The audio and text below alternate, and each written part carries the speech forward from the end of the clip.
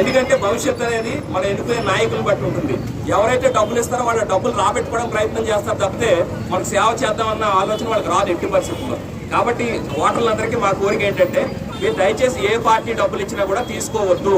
వాళ్ళకి పొలైట్గా చెప్పండి, మాకు డబ్బులు కాదు మంచి పరిపాలన ఇవ్వండి, మాకు మంచి ఇన్ఫ్రాస్ట్రక్చర్ ఇవ్వండి, మా పిల్లలకి మంచి ఉద్యోగాలు వచ్చేలాగా మీరు పరిపాలన చేయండి అని చెప్పి మనం కోరుకోవాలని తప్పితే వాళ్ళు ఇచ్చే 5,000కు 10,000కు ఆశపడితే పిల్లల భవిష్యత్తు అంతా నాశనం అయిపోతుంది.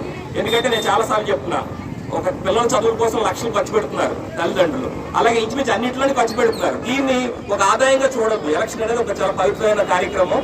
దాంట్లో మన హక్కుని ఏ పార్టీకైనా ఓటేయచ్చు.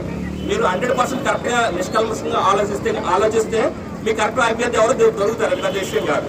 కానీ ఈ ప్రలోభాలకు గురై ఓటేస్తే అది కేవలం మన హక్కుని మనం వదులుకున్నట్టే, మన ఆత్మగౌరవం కూడా తాకట్టు పెట్టినట్టే. కాబట్టి మరొకసారి నేను ఏ పార్టీకి ఏమని నేను చెప్పను, ఎందుకంటే వీఆర్ టోటల్లీ అపోలిటికల్. మేము పార్టీలకి అతీతంగా ఈ కార్యక్రమం చేయడం మొదలెట్టాం.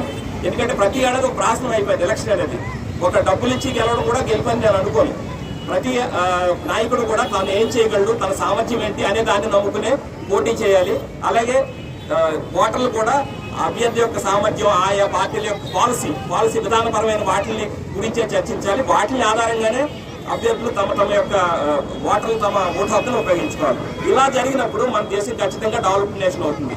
చిన్నప్పటి నుంచి డెవలపింగ్ నేషన్ గా చెప్పుకుంటున్నాం. కానీ ఇది మారాలంటే ఓటర్లో చైతన్యం రావాలి. అందరూ ఓటు వేయాలి, ప్రలోభాలకు గురి కాకుండా ఓటు వేయాలి. ఇదే నా ఫైనల్.